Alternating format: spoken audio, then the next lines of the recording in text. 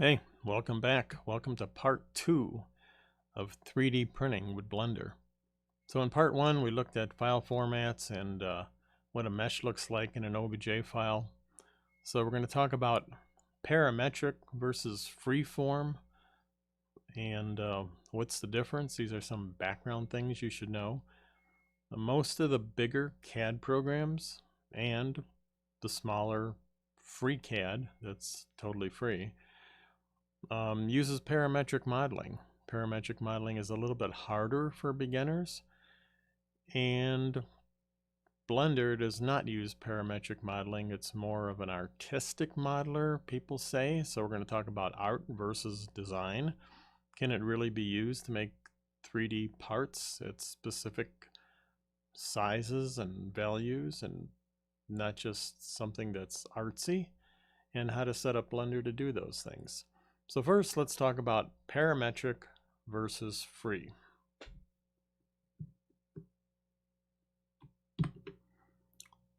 So in parametric modeling, you would have to define every length such that there's no two ways about what shape it makes. So if you had, we'll go to edit mode here, we can just hit tab and we go to Vertex's edges or faces. We'll go here and we'll click on this little selection box. There's a little arrow down here. So instead of just clicking on this, you can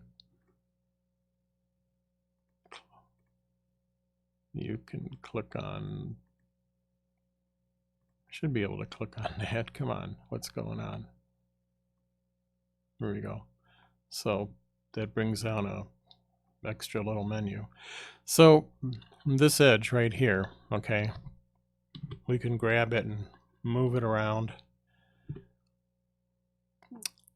In FreeCAD, let's say, you would have to define exactly how long this is, exactly how long this is, exactly how long this is, and exactly how long that is. And then you'd have a perfect square, right? Wrong. Because this could be a parallelogram. So you'd have to lock this segment to this segment, and you'd have to say, okay, these are at 90 degrees to each other. Or you'd have to say this and this is parallel, but that would not make your cube, because even on the parallelogram, they're parallel. That's why it's called a parallelogram. So you'd have at least 3 of the lengths, and then you'd have the 90 degrees. And then this top face is defined. It can't be any other shape. But then you got to go through the bottom face and do the same thing. And then once you got the bottom face, you got to connect these segments down to your two faces, your top face and your bottom face. Well, these segments would have to all have a length. Otherwise, this segment right here could, let's see, we want to scale this. Oh, so if this was scaling, you know, and you didn't give it a size, you could have many different shapes unless you lock that length into place. Okay, so it makes it very hard to think and draw while you have an idea in your head. So parametric modeling is all the ideas and the exploration and the design takes place in the theater of your mind and not on the screen. And then when you go to the screen, you have to just transpose those limits and design parameters to the software, and you can lock it in. Now, once you make your shape and it's all defined, and you want to make something, change it from 1 to 1.5 inches, it's very easy. You go in there and you change that piece, or you change it 90 degrees to, you know, 88 degrees or whatever, and bang, the whole thing just makes a new shape because it's parameter driven. Blender is not that. It's on the opposite end of the spectrum. It's very free form. It's very loosey-goosey. You can do whatever you want in it, okay? So we'll learn some moves, first of all. So now that you know some of the background between what parametric is and what parametric isn't, let's start with a new shape. So we can, you gotta know keys in Blender, okay? And there's so much that Blender does. I mean, it does computer video editing, it does character animation, it does bones, it does artwork, it does sculptures, and we're looking at something specific. We're looking at 3D modeling for 3D printers, okay? We're not looking at animation, we're not looking at cameras, we're not looking at textures, we're not looking at photorealism output. So you need to focus and get rid of the clutter that's just gonna mess with you and not help you get anywhere, just help you get lost. But there's a few add-ons. Okay, so first of all, we're gonna talk about setting up Blender, and we're gonna talk about some of the little quirks in it too. You can go into the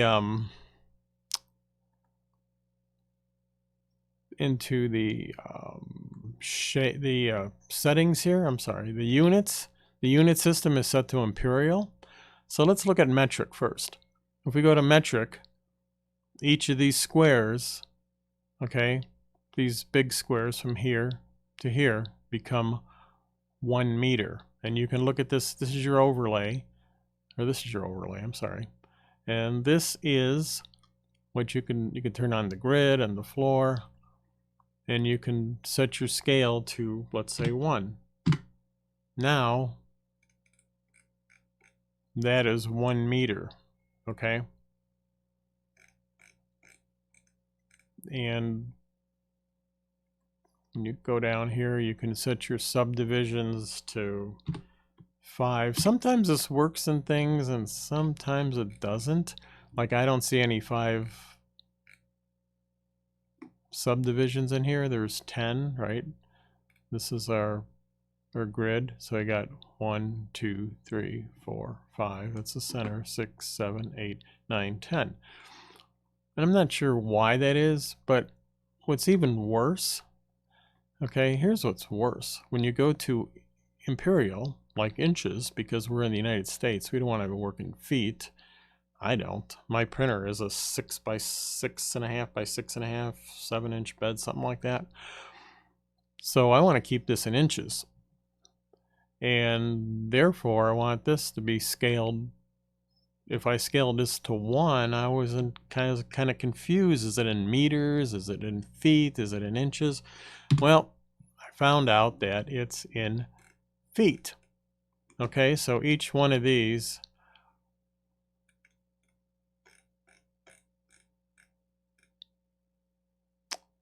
cubes here, we will get rid of this, and or we will go to the edit mode. Tab is your friend. It goes from edit mode to object mode. Okay, in object mode you select the whole object. Shift D copies and duplicate.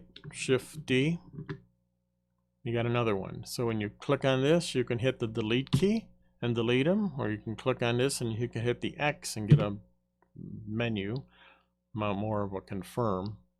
You hit the delete key and it's gone. But of course, you can undo. So you can select by using that and get all of them. You can select, let's see, if you select half of one, like that top one is only a half, it'll select it. If you go this way, okay, I guess Blender doesn't do that. Some do right to left and left to right selections, doing all of them, but all right. So either way, if it touches part of the object, it selects it. So we will get rid of that. The numpad is your friend, like 7 is your X and Y, and then there's a blue line here, and this will mess you up. If you go in the perspective view, when you hit the middle mouse button, it'll kind of zoom out sometimes, so I always recommend the orthographic view over here. So this is set up to imperial, and this is set up to 1 foot. Now we really don't want 1 foot. We'd like to have a 1/12 of a foot, or 1 inch. Okay, and even though we got subdivision set to 5 or 10, it doesn't matter. If we hit the add a mesh and a cube, and we got a 2 inch by 2 inch by 2 inch cube here. Let's make each side a little bit different. We'll make this a 2 by 3 by 4 inch cube on the Z. Okay, we'll hit G to grab it and move it towards the center lines, and then we'll hit on our numpad, we'll hit 7. 7 is the top view, 5 toggles perspective orthographic. Again, keep it in the orthographic. And 1 will move it, so now we're looking along the Y. This is the Y side coming towards us, and this is negative Y towards us. And we can pick these up and we can move these. But it's very easy to get lost in here.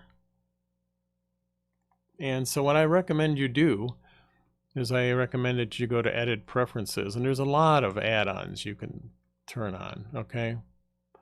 First of all, you want to turn on anything with import or export, so you want to search official and community. You can click on official and community, or you can hold the shift down and get them both, and you can look for the imports.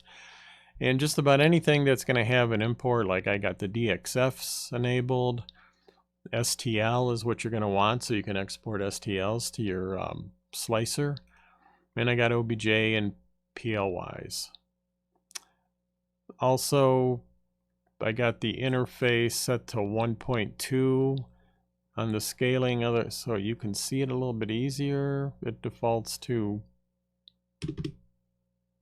1, but I find that 1.2 is easier for the video.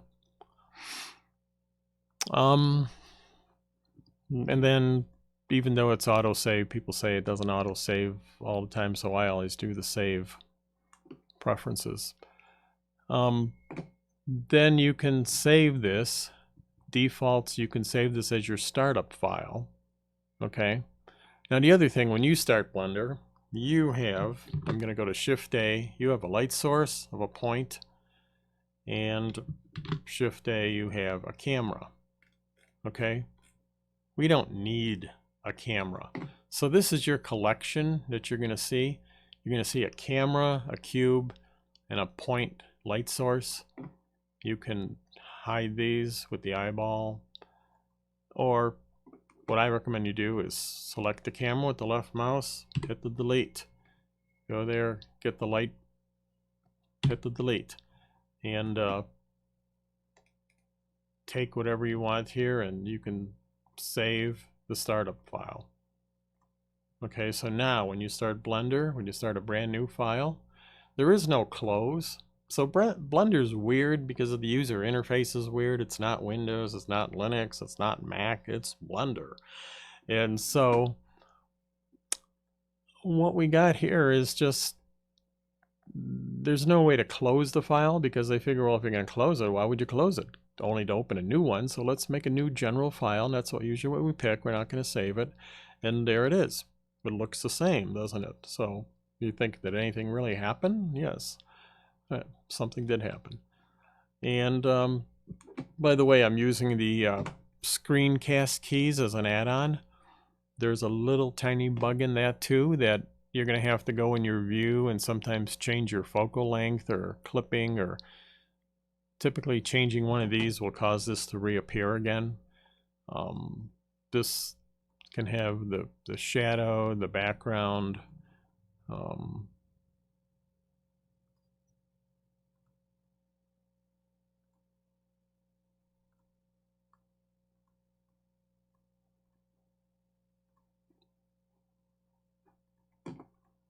Don't see much of a shadow here. Anyway, you can see the keys easy enough, I think. We're also going to talk about, so we talked about G to grab. We talked about tab to go from the object mode to the edit mode. In the edit mode, you can hit 1, 2, and 3. 1 on your keyboard, 2 and 3 will move you from the vertexes. So now we're selecting points. 2, we're selecting segments or lines. We hit the shift middle mouse button and we can tilt it a little bit towards us, move it in, hit the shift key and the middle mouse and we can pan. Okay. So when we select these lines here, we can take this and we hit R and we can rotate this. It'll rotate around the center. So that's what I mean. In a parametric modeler, you wouldn't be doing anything like this. The nice thing is you can hit 3 for faces and hit F and select this face. And you can hit G to grab it. And now it'll move wherever your mouse moves. And you think, ooh, but that's hard to line up, isn't it? Well, no, because you can hit X and now it'll only move wherever I move my mouse. It'll only move along this red X line. If I hit Y, it'll go back to the original X and only move along the green Y line. And if I hit Z, it'll only move up and down with the Z line. If I hit Shift Z, it'll do X and Y without Z. So this is Shift Z. Notice it'll move X and it'll move Y, but there is no Z movement in here. And I hit Escape, and these are called your N panels because you can hit N and you can hide it, and you can hit N and see your N panel. So in the N panel, you can look for the item that's selected, okay? And in the transform, you can see X, a little bit touchy, but here's what's really nice. When you go back to object mode, I hit R to rotate this. I'll rotate it here, and I'll rotate on the Z a little bit, and then I'll rotate on the X a little bit, and I'll rotate on the Y a little bit. And so now we have something that is not square to the world coordinate system. Here's what's cool. So we can hit Tab to go back to edit mode, and we're going to grab a face. So let's click on this face, and I'm going to hit G, and it moves, you know, totally freeform. If I hit X, it's moving along the world X, not its local coordinate X like you might expect. But if you hit X again, then it moves along the local X and not the global X. And you hit X again, it's back to all 3 coordinates.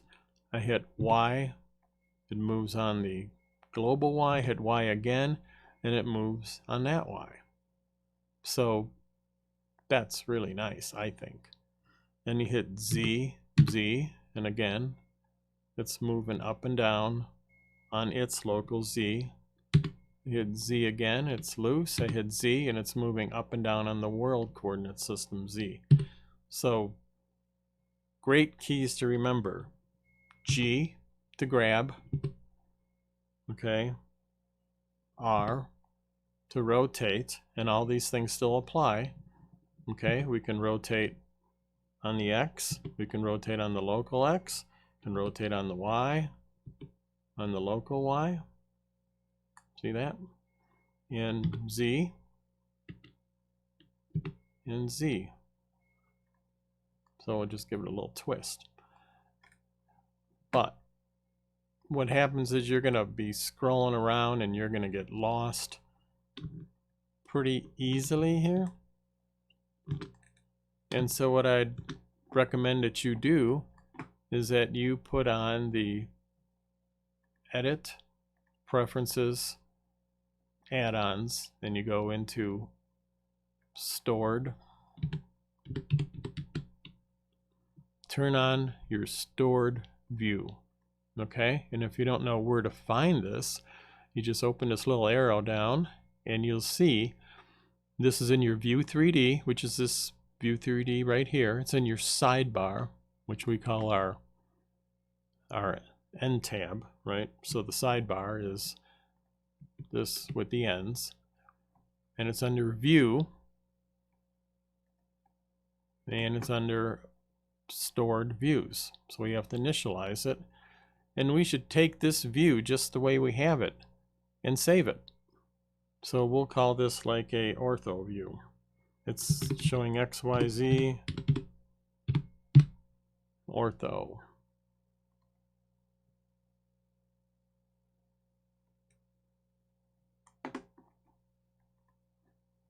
And if you wanted a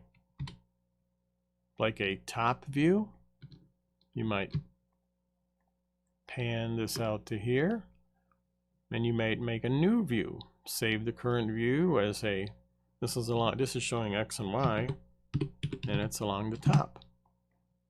And if you wanted,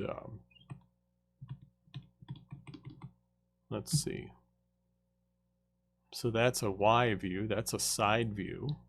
So we would save this as, this is a XZ side view. And now we can just switch between all our views without getting lost. And so that's a really handy thing. So, okay, I want to talk about NURBS versus mesh. So when we see in our OBJ file, that was a mesh. When we go over here and we add a mesh, we can get a cube, and people say NURBS are not needed because you can subdivide and subdivide forever. So here's our cube. We can hit Control E to go to the edge menu. We have to be in edit mode, go to the edge menu and hit subdivide, and it'll break each piece, each face, right? And we can keep on doing this. Subdivide, subdivide, subdivide. Now you can make yourself a lot more geometry than you really need. Okay? And you can also select these, right?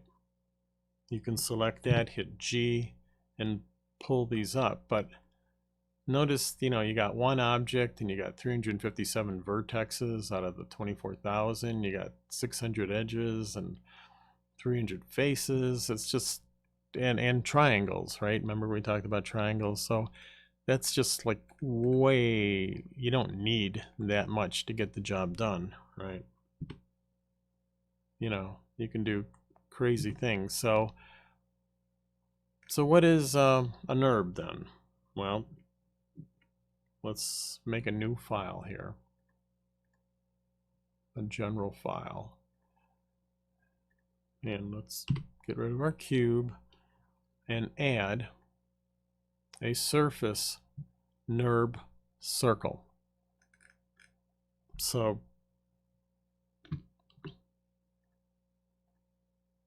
we're going to move this more to the center, and then we're going to go into edit mode, and we're going to see that we have control points. Not only is the circles kind of like analog, it's not, there is no subdivisions between there, but yet we can control many of the points by grabbing one of these, by grabbing this control point and moving it around. How far we move it from the other control point determines how much influence it has on it, and the angle where it is determines the shape or direction that it goes in. And we can do that with each one of these. Hit G, and so these are what NURBS are. Okay. Now you can extrude this too.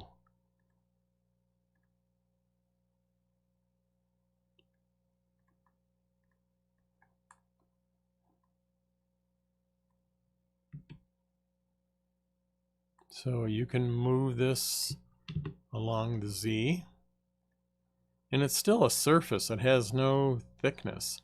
So if you export this to an STL or an OBJ, you cannot print this. Okay. I haven't done this, but I believe what you have to do is you have to take this object as an object and select it and say object convert to a mesh. And now it's still not printable because there's no solid to it. But if we go in here and we select the points or hit 3 for the faces, there is no more control points. Our control points are gone, and this is now a mesh. It took the control points and locked in that shape and turned us into a mesh, and now it's like any other mesh. You can pull faces around. That one kind of comes free in the middle there because he's trapped. And so that's the difference between NURBS and mesh. Mesh is straight lines between these, right? I mean, you look at it, each one of these is just a segment, a line, right? We go in 2, every one of these that we select are straight lines. This curve was part of the control point NURB, which stands for non-uniform rational basic spline, or B-spline, or Bezier curves. Came from the auto industry when they wanted different shapes of cars. They go, wow, it's so much data. Well, how can we, well, we can store control points, a beginning and an end, and the control points will give you that shape of the car. And that's, you know, that was, I think, in the 70s or 80s, something like that.